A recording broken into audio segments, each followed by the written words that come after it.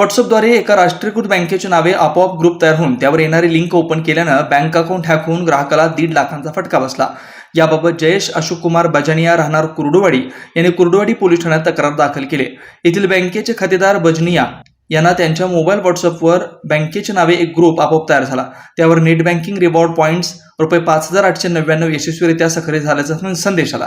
त्या मेसेज लिंकवर क्लिक करताच त्यांच्या बँक खात्यातून सुमारे ₹12,700 तर क्रेडिट कार्डवरून ₹1,28,400 कपात झाले। असा एकूण ₹1,41,000 फटका बजानिया यांना बसलाय।